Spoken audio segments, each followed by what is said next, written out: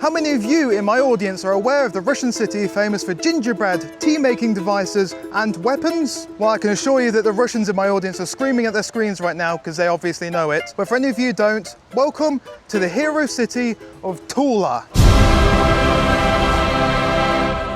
Tula is one of Russia's oldest cities, first mentioned all the way back in 1146, making it around the same age as Moscow. For centuries it stood on the southern frontier, facing repeated raids and invasions as the country gradually expanded southwards. That strategic position made Tula one of the country's most important defensive cities. By the time of Peter the Great in the early 1700s, it had become the centre of Russia's weapons industry, producing firearms for the Imperial Army. During the Second World War, Tula once again found itself on the front line, successfully resisting the German advance towards Moscow in 1941. In recognition of the city's courage and resilience during the war, Tula was later awarded the prestigious title of Hero City, one of just a handful of cities across the former USSR to receive the honour. Today it's a much more peaceful place, known for its rich history and traditions, and that's exactly what we're here to explore. There's nowhere better to start a journey in a new Russian city than in front of the statue of Lenin. Welcome, ladies and gentlemen, to Lenin Square. Unfortunately, we only have about 2 days in Tula, so there's not actually that much that we can see,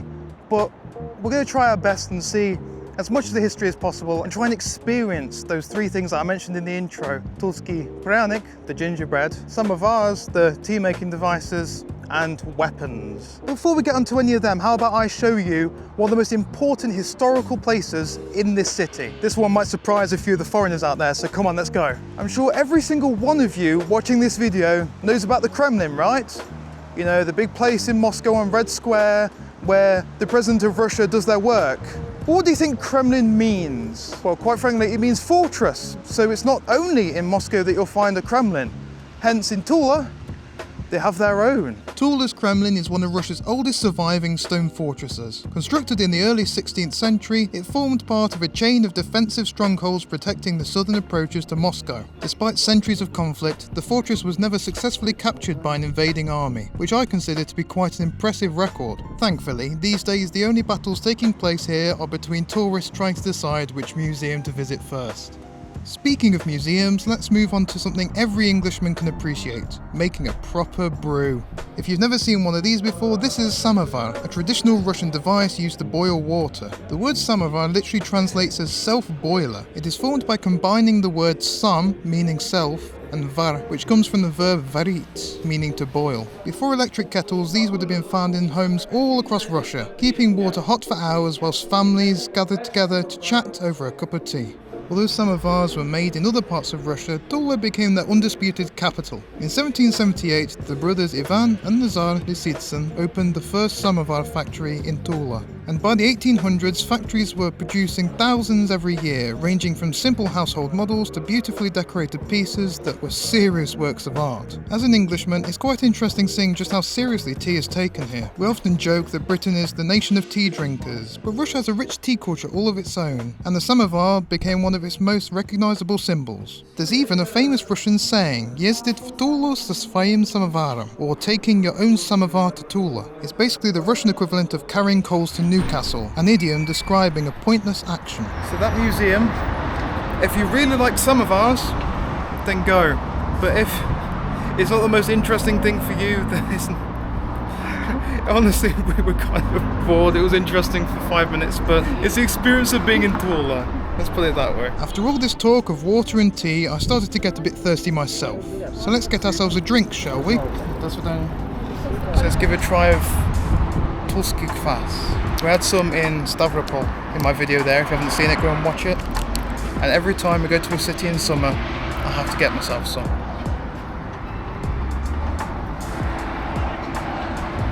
Refreshing, but Stavropol was better. Now, of course, I gave Zlata a taste of this amazing drink. Okay. Нормально. Вкусно. It's magical. It's a magical taste, kvass. Now that I've quenched my thirst, how about we try a little treat the city is famous for? As I mentioned earlier, one of the most famous things in Tula is a type of gingerbread called Pryanik. Behind me right here is a statue of it, and we're going to try it in a segment that I've decided to call Korum ili Norm. This one you can see has the writing on it of Tula in Russian. And we decided to go with the more traditional taste of apple. So let's see what it's like.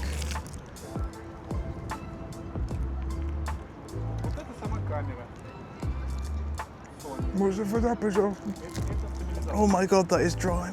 I think the taste is amazing. It's just so dry that I felt like I was going to choke on it. So what should I rate it? Let's go with 7 out of 10. I've been told by my wife that it needs to be eaten with milk, so hopefully that makes it a little easier to eat, but in general the taste is really quite nice. After filling my stomach, it's time to head to something I've been excited for years to visit. But in order to get there, how about we take a look at Tula's public transportation? Overall, the experience was much like in most provincial cities in this country. However, I'd say that it was somewhat more modern than what I personally experienced in Vladimir. If you haven't seen that video already, then go ahead and watch it. Before I continue discussing public transport, there was somewhere my wife wanted to stop off at first. And here we came across this interesting statue that my wife wanted us to have a look at. It's Ukrashenia Anglicy Plakhi. Other than how difficult that name apparently is for me to say, something interesting about this statue is that it's based on a story written by Nikolai Leskov in 1881 called Skaz o Tolskim Kosom Livshe и остальной Blakhe, or just shortened to Livsha. Funnily enough, it's actually the author we saw a statue of in the Orel video, which you should check out if you haven't already. This little area surrounding it is very stylish. I think if we had more time, it'd be nice to stop off in one of the cafes or restaurants around here. This area around here reminds us of a place we went to in Moscow to get a bite to eat. It's a very hip place. There's always next time though. Now, where were we? The public transportation is pretty decent, but something which sets it apart would be their tram system. Unfortunately, we didn't get the time to check this out, but we definitely will do next time we're here. Anyway, we're now at our extremely special location, so let's explore. Welcome everyone to probably the main place I've wanted to visit in Tula since I've heard of this city, and that is the Tula Museum of Arms. Outside, you've got busts of some of the most important figures in Russian arms history, and over here you also have some modern weapons that they're showing off. We're here right as they're opening, so let's go and have a look inside. I'm really excited for this. This magnificent museum takes you all the way through from the very beginning of Tula's arms industry and right the way to modern day. If you know me personally, then you'd be aware how I'm quite the enthusiast for this aspect of history. This is awesome. So it is an absolutely exhilarating experience to take this journey through the ages. They have so many pieces of extremely rare weapon prototypes and even weapons from other countries. And here they have the American M1 Garand and the Thompson over there. I don't know if you can see it, but up there, representing the UK, the SMLE short magazine, the Enfield. The exhibitions here are absolutely great and well thought out. I just love the amount of effort put into this museum. They don't just have a random room of artifacts, it's all put out in the most engaging way possible, each floor being dedicated to a specific era of history. I think most of the stuff here is from the Crimean War, which of course, the British one. On the upper floor there's even an exhibition on Russia's current conflict in Ukraine. I won't comment on this much as YouTube doesn't exactly like this topic, but it's interesting to see how current events here aren't treated as if they're separated from history, it's just viewed as a continuation of what led up to it. I personally believe this is how history should be viewed, as it doesn't just suddenly end where headlines begin. Over here we have the AKM at the top here, and then we have some of the AK-100 series.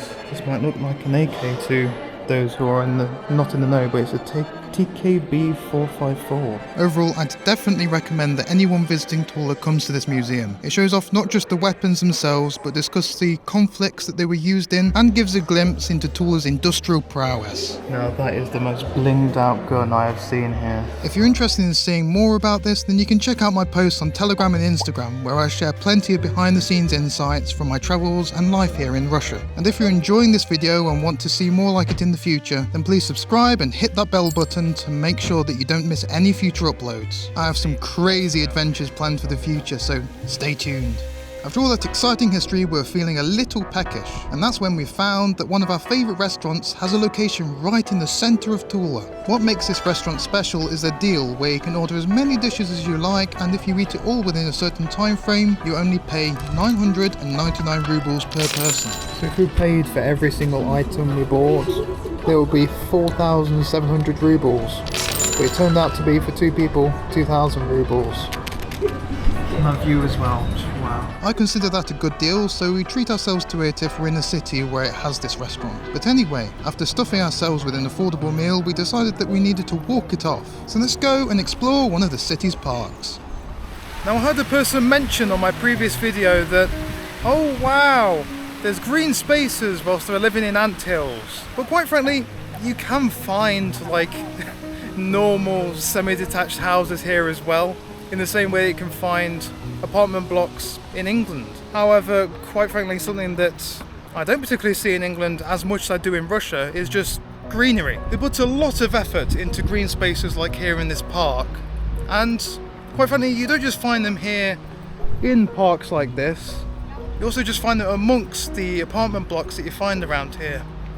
And so here's something that I don't just like about Tula, but that I like about the entire country. This really was one of the better and more elaborate parks I've seen in my time in Russia, with a variety of sculpted hedges, places to enjoy the summer sun, and a little war memorial dedicated to settlements in Tula Oblast, which of course fascinated me. The biggest highlight, however, was one of the friendliest squirrels I've ever met.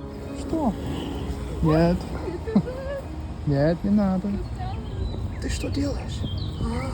Вот еда. As an Englishman, I always get excited whenever I see squirrels in Russia, as red squirrels like this have become essentially extinct in my home county of Derbyshire. Overall, if you're in Tula and you want a nice evening walk with your significant other, then I'd highly recommend this park. We both had a great time there together. So it turns out that Tula has a bit of a beach. It's a bit like the one that, if you viewed the channel for a while, that I've shown you in Kursk. A beach right next to the river. However, let's go and discuss something we didn't have a particularly great time with. So I've discussed some of the things that we've enjoyed and experienced here in Tula. How about we move on to some of the things that we've not enjoyed with our stay particularly. The first one will be the flat that we rented. Yes, it might look okay on camera. We thought so too when we saw the pictures, but my god is it not when you look closer. You might see a little bit of water here.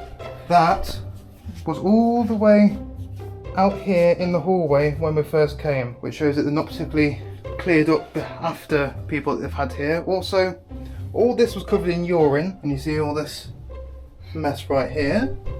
And look at this. But with the urine and the water, it shows that they haven't actually cleaned up after the previous people, which will be shown a bit later. But we'll move on to the shower. Now the problem with the shower is, shower curtains don't work particularly well on showers like this. So this quite quickly just fills up within like, I don't know, 15 seconds, completely fills up, overflows, and gets everything wet. And this does nothing, like the water just pushes it out the way, and it's just completely useless. Also, something we noticed was the sheets that were left out for us to put on were dirty. And you've got some stains here on this that you can see, if it shows up on camera. Now you can see up here, maybe it doesn't show on the camera very well, but there's stains everywhere. Up here again, I don't know if it shows on camera.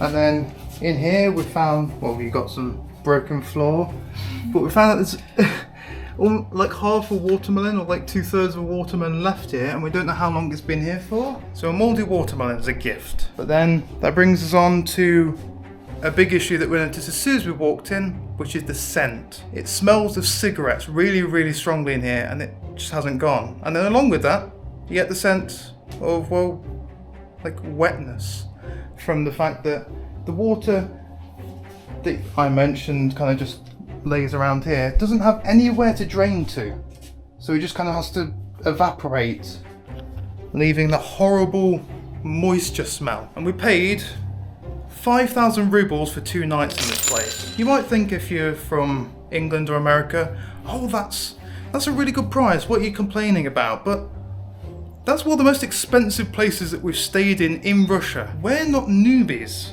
to travelling across Russia and renting flats like this. We spent much less money on places that are so much better, and even places that don't look that much better actually are better to live in, like the old Soviet looking flats that we've rented in previous videos. The fact that this looks, I don't know, maybe almost a decade older than it does in the photos, we feel like we've been scammed a bit. So the problem is that this is from a realtor, not an owner of the flat. So we believe that's partially the reason why it's not in amazing condition. But the lesson for all of you watching is, do it from someone who owns the place or just go with a hotel. This definitely ruined the mood of the trip a little bit on that first night. If you're interested in hearing a couple of other small negative things we encountered, or you just want to break down the expenses on this trip, then switch the language to Klingon, go back to the beginning of the video and listen to the extra commentary I've provided. Now unfortunately our time here in Tula is over. However, because I didn't get to see everything that I wanted, hopefully in the future we'll have to come back and have a look at some more. If you're from Tula or you've been before, please tell me, is there anything that I missed that you think is a must-do in this city? Next time I come, I'll try and do it, but we'll see when that will be. Other than that, if you're interested in videos that are nearby Moscow but quite provincial, then you'll enjoy this video about Vladimir that we did recently. Other than that, please like, comment, subscribe, and до свидания.